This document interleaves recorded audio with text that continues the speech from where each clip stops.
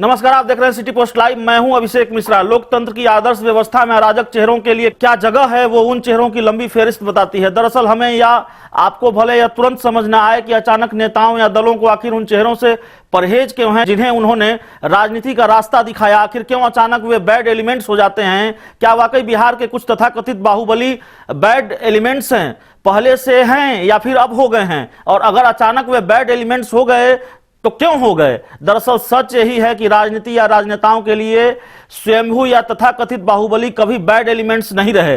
वैसे तथाकथितों की शरणस्थली रही है सियासत। बाहुबली तो बैड एलिमेंट्स तब भी नहीं रहे जब जंगल राज का भय दिखाकर सत्ता की फसल काटी जा रही थी। सुशासन में भी उनकी खासी हनक रही है, जिन्हें आज बैड एलिमेंट्स कहा जा रहा है। राजनीति में अपराधियों को संरक्षण देने के आरोपी दल और आरोप लगाने वाले दल दोनों के लिए कथित बैड एलिमेंट्स कभी बैड रहे ही नहीं। तब भी नहीं रहे जब आरोप रेप का हो, तब भी नहीं रहे जब आरोप पत्रकारों की पिटाई का हो, और तब भी नहीं रहे जब आरोप रंगदारी मांगने का हो। तो फिर अचानक वे बैड एलिमेंट्स कैसे हो गए? एसोसिएशन फॉर डेमोक्रेटिक रिफॉर्म्स यानी एडीआर की 2017 वाली रिपोर्ट बताती है कि जब महागठबंधन छोड़कर नीतीश बीजेपी के साथ आए तो नई सरकार में नीतीश कैबिनेट में 75% दागी मंत्रियों को जगह मिली। एडीआर की 2017 की रिपोर्ट के मुताबिक नीतीश सरकार के 29 में से 22 मंत्रियों के खिलाफ आपराधिक मामले दर्ज हैं और 22 में से 9 मंत्री तो ऐसे हैं जिनके खिलाफ गंभीर आपराधिक मामले हैं। दिलचस्प यह कि 2015 में जब महागठबंधन की सरकार बनी और नीतीश सीएम बने तो उनकी कैबिनेट में 28 में से 19 मंत्री दागी थे। बीजेपी के साथ जब नई सरकार बनी तो यह आंकड़ा बढ़कर 22 पर पहुंच गया। क्या ऐसे आंकड़े हमें यकीन करने देंगे कि वाकई सियासतदानों को बैड एलिमेंट से परहेज है? रेप का एक आरोपी विधायक जब जमानत पर छूटता है तो जाकर राजद सुप्रीमो लालू यादव से उनके घर पर मुलाकात करता है। फिर उसी पार्टी के एक नेता अनंत सिंह को बैड एलिमेंट्स बताते हैं। क्या यह दोहरापन या विरोधाभासी स्टैंड हमें यकीन करने देगा कि तथाकथित बैड एलिमेंट्स के लिए रास्ते बंद होने लगे हैं या फिर राजनीतिक दलों को उनसे परहेज है?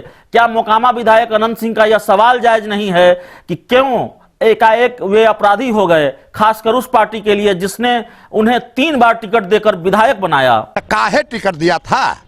3 हो गए टिकट पर लड़े हैं। जहाँ अपराधी थे तो तो घर से लाकर टिकट दिए, जहाँ लोग अपराधी कहते थे।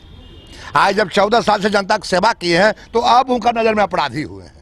क्या दिल्ली के तिहाड़ में बंद बिहार के एक बाहुबली पूर्व सांसद को राजद की राष्ट्रीय कार्यकारिणी में मिली जगह हमें यकीन करने देती है कि वाकई बैड एलिमेंट से राजनीति में किसी को कोई परहेज है?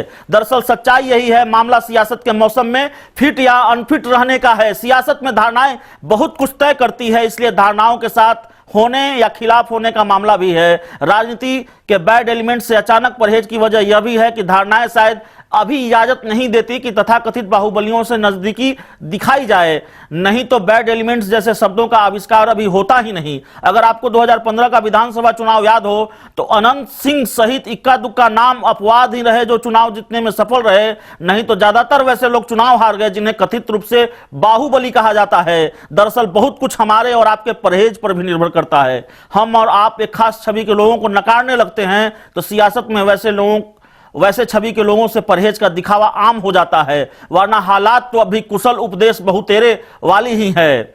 अगर आपको हमारा यह कार्यक्रम पसंद आया हो तो आप हमारे YouTube चैनल को सब्सक्राइब करें, बेल आइकन जरूर दबा दें ताकि हमारी खबरें सबसे पहले आप तक पहुंचे। धन्यवाद।